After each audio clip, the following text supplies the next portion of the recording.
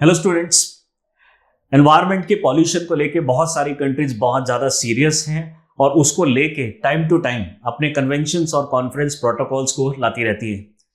इन्हीं प्रोटोकॉल्स और कन्वेंशंस की एक लिस्ट हम आपके लिए लेकर आए हैं, जिसका आज सेकंड पार्ट हम करने जा रहे हैं।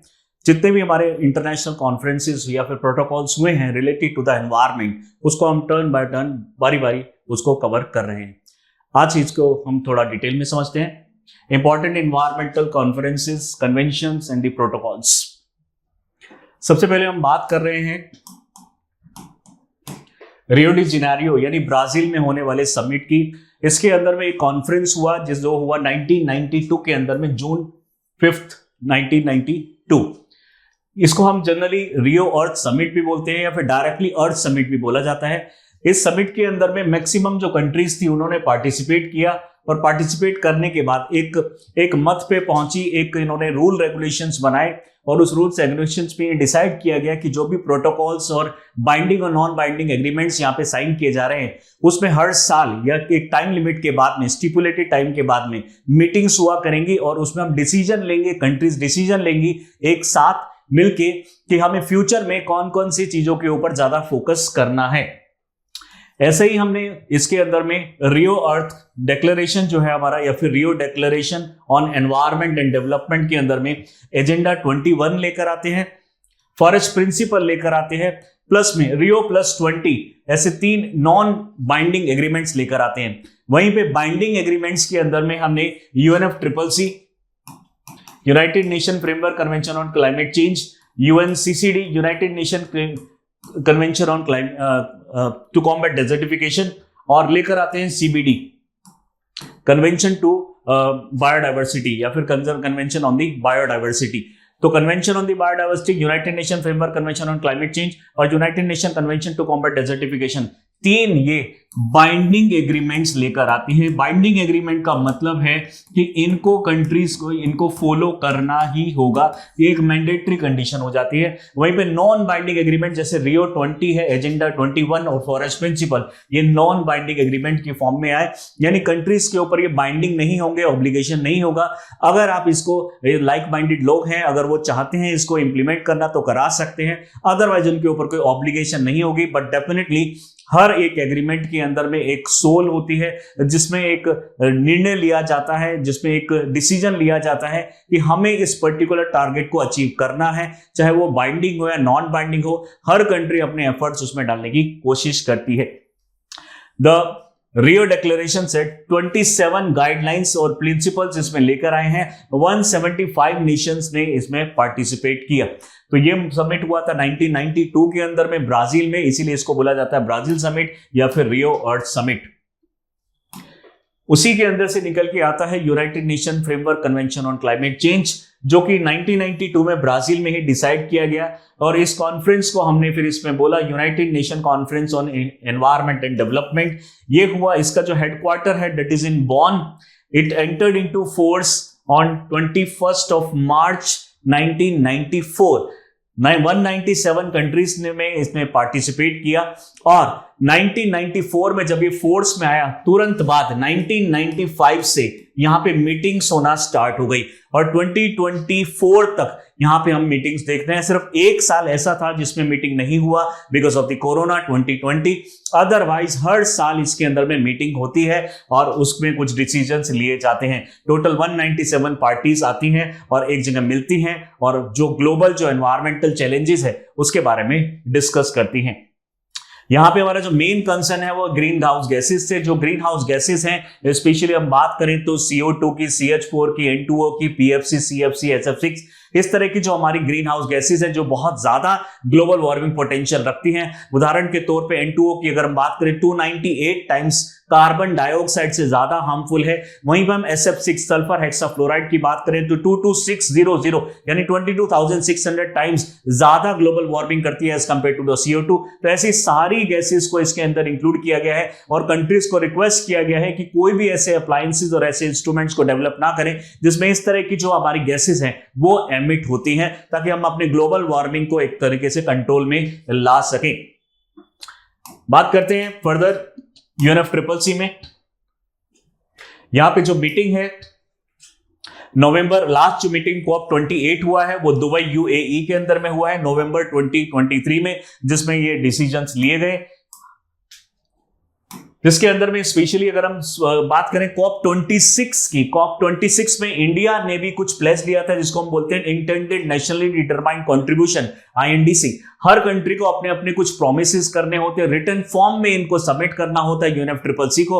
उसी में से जो हमने इंडिया ने जो सबमिट किया है उसको बोलते हैं हम पंचामृत। ये हमारे मोदी जी जो हमारे प्राइम मिनिस्टर है उन्होंने ये नाम दिया था पंचामृत, जिसकी वजह से काफी फेमस भी हुआ। इस पंचामृत में 5 अमृत एक तरीके से आप बोल सकते हैं, 5 टारगेट्स इसके अंदर में रखे गए हैं। पहला टारगेट है कि 2030 तक 500 गीगावाट नॉन फॉसिल फ्यूल से हम इलेक्ट्रिसिटी प्रोड्यूस करेंगे। सेकेंड टारगेट है 50% जो एनर्जी रिक्वायरमेंट है वो रिन्यूएबल एनर्जी से होगी बाय 2030। थर्ड टारगेट है 1 बिलियन कार्बन एमिशन जो कैपेसिटी है हमें 2030 तक बनानी है, यानी हमें फॉरेस्ट ग्रो करने हैं जो कि 1 बिलियन टन्स जो हमारा कार्बन डाइऑक्साइड है उसको एब्जॉर्ब करेगा। फोर्थ, अगर हम बात करें तो कार्बन इंटेंसिटी को 45% तक कम किया जाएगा, यानी जो जीडीपी 2005, ये जनरली 2005 से कंसीडर किया जाता है, तो 2005 में जो जीडीपी पॉल्यूशन एमिट होने की वजह से हुई है उसका 45% हम कम कर देंगे बाय 2030। वहीं पे हमारा फिफ्थ गोल है 2070 तक नेट जीरो, यानी जितना भी हम प्रोड्यूस करेंगे पॉल्यूशन उतना ही हम एब्जॉर्ब भी कर लेंगे। तो दीज आर पंचामृत जो इंडिया की तरफ से सबमिट किया गया UNFCCC मीटिंग के अंदर में, स्पेशली COP26 मीटिंग जो हुआ था UNFCCC का। नेक्स्ट हम बात करते हैं UNCCD, United Nation convention to combat desertification. इसका जो ये एक इकलौता ऐसा लीगल बाइंडिंग फ्रेमवर्क है जो स्पेशली ड्रॉट और डेजर्टिफिकेशन के लिए बनाया गया। इसके अंदर में सेम वही कंट्रीज है जो UNFCCC की या फिर रियो अर्थ समिट की जो कंट्रीज हैं, इसमें डिसाइड किया गया कि हमें मेनली जो food, water, shelter, economic opportunities देनी चाहिए सबको, जिसके लिए हमें डेजर्टिफिकेशन को कम करना पड़ेगा। उदाहरण के तौर पे जो सहारा का जो साहेल रीजन है उसके अंदर में एक बहुत बड़ी ग्रीन वॉल बनाई जा रही है, यानी बहुत सारे ट्रीज ग्रो किए जा रहे हैं ताकि वो डेजर्टिफिकेशन जो है वो हमारे southern part of the Sahara में ना पहुंच जाए। तो इस तरह के अलग अलग तरीके से डिसीजन लिए जाते हैं। अलग अलग कंट्रीज अपने अपने लेवल पे उन लॉज को, रूल्स को इंप्लीमेंट कराती है। द कन्वेंशन यूनाइट गवर्नमेंट को यूनाइट करती है, साइंटिस्ट को कनेक्ट करती है, पॉलिसी मेकर्स और इसमें प्राइवेट सेक्टर्स, यानी एक पर्टिकुलर जो कम्युनिटी है, ग्रुप है, ये चीज अचीव नहीं कर सकता। इसलिए हमने जो प्राइवेट है, पब्लिक पार्टनरशिप है और जो हमारे स्टेक होल्डर्स है सभी को इसके अंदर में इंक्लूड किया है ताकि हम डेजर्टिफिकेशन को बचा सकें। बात करते हैं हमारी जो United Nation convention to combat desertification की जो 16th मीटिंग है रियाद में होने वाली है, जो कि सऊदी अरेबिया में है, 2 से लेकर 13 दिसंबर 2024। अगर आप गौर कर पा रहे हैं तो ज्यादातर आप देखेंगे कि ज्यादातर जो मीटिंग्स होती हैं वो ज्यादातर अक्टूबर, नवंबर, दिसंबर, जनवरी के आसपास में होती है, यानी जब साल का एंड होता है ज्यादातर तब होती है, क्योंकि इनका मानना है कि जब एनवायरमेंट से रिलेटेड हम कोई कॉन्फ्रेंस कर रहे हैं और वहां पे अगर हम ऐसे टाइम में अगर करेंगे जहां पे बहुत ज्यादा AC यूज करने पड़ेंगे, बहुत ज्यादा कार यूज करनी पड़ेगी, यानी जो मीटिंग हम कर रहे हैं एनवायरमेंट के लिए और उसी एनवायरमेंट की मीटिंग में हम इतना ज्यादा पॉल्यूशन एमिट कर दें तो क्या फायदा है ऐसी मीटिंग का। तो ऐसे टाइम पे डिसाइड किया जाता है ये मीटिंग जिस टाइम पे बहुत सारा इंस्ट्रूमेंट्स और ये सारी चीजों का जरूरत ना पड़े। बात करते हैं CBD की, यूनाइटेड नेशन का जो हमारा एक तरीके से ये कॉन्फ्रेंस है। तो United Nation convention to combat desertification के बाद अब आता है हमारा बायोडाइवर्सिटी, यानी कंजर्वेशन ऑफ बायोडाइवर्सिटी, जिसमें 150 से ज्यादा कंट्रीज हैं, ग्लोबल लीडर्स इसके अंदर में इंक्लूडेड है। CBD का जो मेन 3 ऑब्जेक्टिव्स है, कंजर्वेशन ऑफ बायोडाइवर्सिटी, सेकंड है हमारा sustainable use of the components of the biodiversity, यानी बायोडाइवर्सिटी के जो यूज है उसको सस्टेनेबल किया जाता है कि हम नेक्स्ट जनरेशन, आने वाली जनरेशन को ये सेफ एनवायरनमेंट प्रोवाइड कर सकें। और थर्ड है जो भी चीज आप मॉडर्न बायोटेक्नोलॉजी, मॉडर्न टेक्नोलॉजी से डिराइव करते हैं वो टेक्नोलॉजी दूसरी कंट्रीज को भी शेयर करना आपका फर्ज है। So the fair and equitable use of the resources और the benefits arising out of the utilization of the genetic resources. यानी कोई भी चीज जेनेटिकली मॉडिफाइड अगर आपने बनाई है, उदाहरण के तौर पे अगर आप किसी कंट्री ने कोई जेनेटिकली मॉडिफाइड एनिमल या जेनेटिकली मॉडिफाइड ऑर्गेनिज्म बनाया है, तो दूसरी कंट्री को प्रोवाइड करना उसका एक धर्म हो जाता है, उसका एक कर्तव्य हो जाता है अंडर दिस सीबीडी। एक अगर एग्जांपल बात करें तो इंडिया में 1970s में चीता एक तरीके से एक्सटिंक्ट हो गए थे, जिसकी वजह से हमने अफ्रीका की कुछ कंट्रीज से, वहां से अफ्रीका से चीता लेकर आए ताकि हम अपने यहाँ पे इकोलॉजिकल बैलेंस बना सके। तो ऐसी कंडीशन में, हालांकि यहाँ पे हम जेनेटिकली मॉडिफाई की बात नहीं कर रहे हैं, लेकिन जस्ट एक एग्जाम्पल के तौर पर यहाँ पे उस अफ्रीकन कंट्री का एक फर्ज बनता है कि वो चीता जैसी जो हमारे ऑर्गेनिजम्स हैं उनको दूसरी कंट्रीज को भी प्रोवाइड करे इकोलॉजिकल बैलेंस के लिए। ऐसी अगर कोई टेक्नोलॉजी के थ्रू अगर आपने कोई चीज डेवलप की है तो उसको भी आपको शेयर करना चाहिए अंडर सीबीडी 3 एम्स और 3 प्रिंसिपल्स। बात करते हैं फर्दर इसके अंदर में, जब आपका ये जो कंट्रीज हैं वो किस तरीके से जो एक्सपोर्टर कंट्री है उसके जो पेटेंट राइट्स हैं उसको कैसे प्रोटेक्ट किया जाएगा, कैसे पता चलेगा कि जो इंपोर्टर कंट्री है उस कंट्री में अगर उसको ग्रो किया जाए, उस पर्टिकुलर ऑर्गेनिज्म को लगाया जाए तो वो नेगेटिवली हार्म नहीं करेगा। क्योंकि जब भी कोई एक्सपोर्टर कंट्री होगा वो हमेशा उसका पॉजिटिव एस्पेक्ट ही बताएगा, नेगेटिव नहीं बताएगा। तो इसके अंदर में जो बायोसेफ्टी क्लियरिंग हाउस बनाया गया कार्टाजीना प्रोटोकॉल के अंदर में, ये जो कनाडा और ये सब पार्ट के अंदर में, तो कार्टाजीना प्रोटोकॉल के अंदर में मेनली एक जो कंट्री है ये अपने राइट्स को बचाने के लिए, यानी पेटेंट राइट्स, मेनली जो एक्सपोर्टर कंट्री है, उदाहरण के तौर पे अगर हम कोई टेक्नोलॉजी यूएसए से इंपोर्ट करते हैं, यूएसए अगर इंडिया को कुछ चीज देता है तो यूएसए को हमेशा एक डर रहेगा कि मेरा जो प्रोडक्ट है और मेरे जो भी चीज मैंने जेनेटिकली डेवलप की है उसमें कोई पेटेंट का प्रॉब्लम या कॉपीराइट का प्रॉब्लम ना आ जाए, जेनेटिक रिसोर्सेज का प्रॉब्लम ना आ जाए, प्लांट वैरायटी जो राइट्स होते हैं उनका कोई ज्योग्राफिकल इंडिकेशन का कोई प्रॉब्लम ना आ जाए। तो इस तरह के जितने भी आईपीआर के इश्यूज होते हैं उनसे बचने के लिए यूएस से एक बायोसेफ्टी क्लियरिंग हाउस के अंदर में अपने उस प्रोडक्ट को रजिस्टर करा सकता है और बायोसेफ्टी क्लियरिंग हाउस इनको एक यूनिक आईडी देगा। अब कभी भी अगर कोई भी इंडिया को डायरेक्टली यानी एक्सपोर्ट करने की कोशिश करेगा तो उस केस में पहले उसको यानी जो हमारा बायोसेफ्टी क्लियरिंग हाउस है वहां पे रजिस्टर कराना जरूरी है।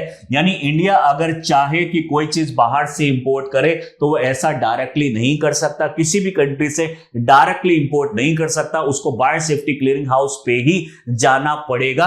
और जब बायोसेफ्टी क्लियरिंग हाउस पे वो जाएगा तो इंडिया को भी एक सिक्योरिटी मिलती है कि ये जब एक टेक्निकल ग्रुप है ये चेक करेगा कि जो आपके कंट्री में एक्सपोर्ट किया जा रहा है या फिर जो आप चीज इंपोर्ट कर रहे हैं उसका एनवायरमेंटल क्या हैजार्ड हो सकते हैं। तो पॉजिटिव और नेगेटिव एस्पेक्ट पता चल जाएगा इंडिया को, और वहीं पे यूएसए के जो प्रोटेक्ट होंगे, हमारे जो पेटेंट राइट्स हैं और जो कॉपी राइट्स हैं और जो हमारे जो आईपीआर राइट्स हैं वो प्रोटेक्ट हो जाते हैं यूएसए को। तो ये यहां पर है कार्टाजीना प्रोटोकॉल। कार्टाजीना प्रोटोकॉल के बाद में सपोज कीजिए India is enable to import that particular thing, तो इंडिया की कैपेसिटी बिल्डिंग के लिए, बांग्लादेश की कैपेसिटी बिल्डिंग के लिए, पाकिस्तान की कैपेसिटी बिल्डिंग के लिए, या इस तरह की सारी कंट्रीज जो कैपेबल नहीं है उस पर्टिकुलर चीज को इंपोर्ट करने के लिए, उन कंट्रीज की वहां पे कैपेसिटी बिल्डिंग करने के लिए एक और प्रोटोकॉल लाया गया जिसको हम बोलते हैं नगोया प्रोटोकॉल। ये जो प्रोटोकॉल था मेनली अगर हम बात करें तो जापान के अंदर में इसको साइन किया गया और इस प्रोटोकॉल के बाद में मेनली जो कंट्रीज है उनकी कैपेसिटी बिल्डिंग पे फोकस किया जा रहा है। उसी के बाद इन्हीं के अंडर में Nagoya Kuala Lumpur supplementary protocol amendment लाया गया।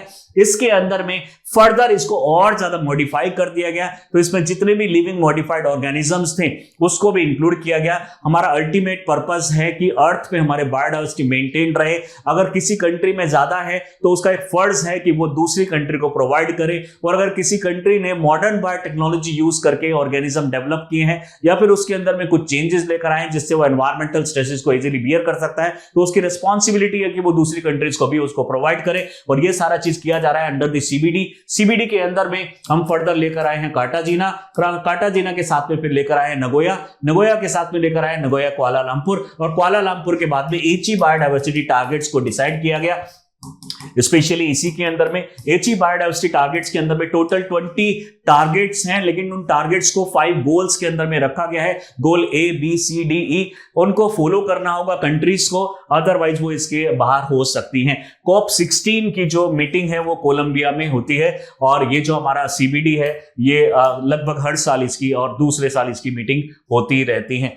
बात करते हैं मॉन्ट्रियल प्रोटोकॉल की। मॉन्ट्रियल प्रोटोकॉल लाया गया स्पेशली ओडीएस के लिए, ओजोन डिप्लीटिंग सब्सटेंस के लिए। आप जानते होंगे कि जो ओजोन डिप्लीटिंग सब्सटेंस होते हैं, जैसे कि हमारा हो गया HFC, HCFC, chlorofluorocarbon, CFC, carbon tetrachloride, methyl chloroform और हाइड्रोफ्लोरोफ्लोरोकार्बन्स, ये सारे जो ओडीएस हैं, ओजोन डिप्लीटिंग सब्सटेंस, ये हमारी ओजोन को डिप्लीट कर देते हैं। और जो ओजोन हमें हार्मफुल रेस से बचाती है, स्पेशली यूवी रेस से बचाती है, हाई फ्रीक्वेंसी वेव से बचाती है, तो वो अगर डिप्लीट हो जाएगी तो सनलाइट डायरेक्टली अर्थ पे पड़ेगी और हमारी बॉडी के ऊपर इंपैक्ट पड़ेगा, एनिमल्स के ऊपर इंपैक्ट पड़ेगा, प्लांट्स के ऊपर इंपैक्ट पड़ेगा, और हो सकता है सर्वाइवल भी खतरे में आ जाए। तो हमें ओजोन डिप्लीटिंग सब्सटेंस को एमिट होने से बचाना है, और इसी के लिए ये एक प्रोटोकॉल साइन किया गया मॉन्ट्रियल कनाडा के अंदर में।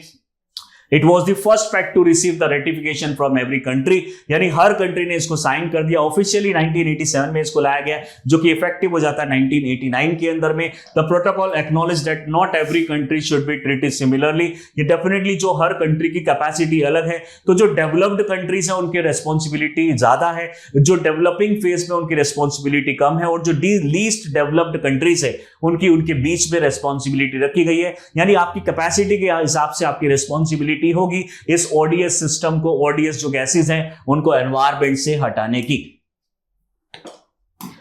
जनरल तौर पे जो हमारी ओजोन लेयर होती है स्ट्रेटोस्फेयर के अंदर में, वो वहां पे यहां से जो यूवी रेज होती है उसको प्रोटेक्ट करती है, लेकिन जो हमारे ओडीएस होते हैं, ओजोन डिप्लीटिंग सब्सटेंस, जो कि हमारे एरोजोल्स में प्रेजेंट होते हैं, रेफ्रिजरेंट्स में प्रेजेंट होते हैं, सॉल्वेंट्स में प्रेजेंट होते हैं, हेलोन्स होते हैं, फायर एक्सटिंग्विशर में मिथाइल ब्रोमाइड यूज की जाती है पेस्टिसाइड्स में या फिर फ्यूमिगेशन में, HCFC हाइड्रोक्लोरोफ्लोरोकार्बन यूज किया जाता है, क्लोरोफ्लोरोकार्बन यूज किया जाता है। ये सारी चीजें जनरली हम अपने यूज में लेते हैं, जैसे कि हमारे जो परफ्यूम्स हो गए उसके अंदर में हम CFC को यूज करते हैं, टायर्स जो मैन्युफैक्चरिंग होते हैं उसमें CFC को यूज करते हैं, बहुत जगह पे हम हेलोन्स को यूज करते हैं, जो फायर एक्सटिंग्विशर्स होते हैं। तो इन सभी के जो हमारे मीडियम है और जो हमारे ओडीएस हैं उनके हमें जो रिप्लेसमेंट्स ढूंढने पड़ेंगे, ऑल्टरनेटिव्स ढूंढने पड़ेंगे, ताकि हमारी ओडीएस जो है एनवायरमेंट में ना जाए और हमारी जो ओजोन को डिप्लीट ना करे, और हम जो है यानी जो यूवी रेस और इन सबसे प्रोटेक्ट हो सके। नेक्स्ट हम बात करते हैं क्योटो प्रोटोकॉल की। क्योटो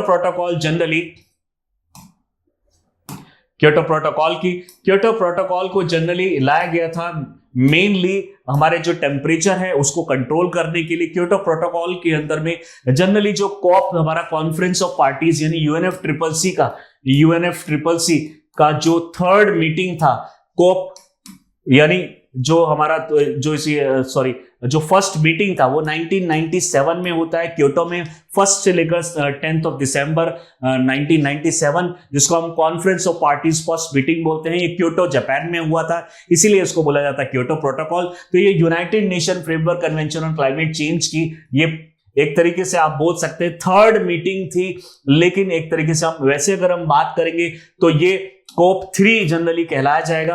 और कॉप 3 की जो मीटिंग है 1997 में होती है, और 10 दिसंबर की मीटिंग के बाद यानी 1 से लेकर 10 दिसंबर तक 1997 के अंदर में ये मीटिंग होती है क्योटो जापान के अंदर में। और वेरी नेक्स्ट डे यानी 11 दिसंबर 1997 से ये अडॉप्ट भी हो जाता है 192 कंट्रीज द्वारा और पार्टीज द्वारा। इसके अंदर में डिसाइड किया गया कि हम ओवरऑल जो टेम्परेचर है उसको 1.5 डिग्री सेल्सियस तक कम कर देंगे, और स्पेशली 5.2% जो हमारा ग्रीन हाउस गैसेस है 1990 लेवल से, यानी 1990 में जितनी भी हमारी ग्रीन हाउस गैसेस एमिशन होती थी उससे 5.2% हम कम कर देंगे बाय 2012, यानी 2012 तक हमारा 5.2% GHG का एमिशन जो है वो रिडक्शन हो जाना चाहिए बाय 2012। बाय चांस ये नहीं हो पाया तो इसके बाद में लाया गया दोहा एग्रीमेंट, जो कि बाद में 2020 के अंदर में वो इंप्लीमेंट कर दिया जाता है। डेफिनेटली जब भी कोई ये सिर्फ 4 साल का पीरियड था, तो कंट्रीज ने रिक्वेस्ट किया कि 4 ईयर के पीरियड के अंदर में हम टारगेट्स को अचीव नहीं कर सकते, इसलिए जो इसका अमेंडमेंट किया गया, क्योटो प्रोटोकॉल का अमेंडमेंट किया गया, जिसमें डिसाइड किया गया कि अपनी GHG एमिशन है उसको आप कम कर सकते हैं कि अगर 18% तक आप उसको कम कीजिएगा आप 1990 लेवल से, यानी 1990 में जो भी प्रोड्यूस होता था उससे 18% आपको कम कर देना है बाय 2020, यानी इसका जो टाइम पीरियड था वो था 2013 से लेकर 2020। बट इस टाइम पीरियड में ये दोहा एग्रीमेंट जो है ये फोर्स में ही नहीं आ पाया। जब दोहा अमेंडमेंट का जो टाइम पीरियड था, स्टिपुलेटेड टाइम पीरियड 2020, उसके बाद में ये एक तरीके से इंप्लीमेंट होता है और ये फोर्स में आता है, यानी अब हम पोस्ट दोहा अमेंडमेंट एक तरीके से फॉलो कर रहे हैं। It is not actually Doha amendment, ये पोस्ट है जो हम प्री 2020 आइडिया लेकर आए थे, उसी को दूसरी फॉर्म में इसको दरअसल इंप्लीमेंट कर दिया गया है। यानी टोटल इसमें जो हमारा पर्पस है वो है हमारी GHG एमिशन को कम करना। अर्लियर था हमारा टारगेट 5.2% और जो अब हम दोहा है उसके अंदर में 18% है, और हमारा जो बेस लेवल है वो है 1990 लेवल, यानी 1990 में जो था उससे हमें कम कर रहा है ताकि हम ओवरऑल अपने जो एनवायरमेंटल जो टेम्परेचर है उसको कम कर सके। इस तरह के टॉपिक्स यूपीएससी पास्ट में लगभग हर साल ही पूछता है, प्री और मेंस में इस तरह के क्वेश्चंस आते रहते हैं। इस तरह की इंफॉर्मेटिव वीडियोस को देखने के लिए do subscribe our channel Chahal academy. Thank you.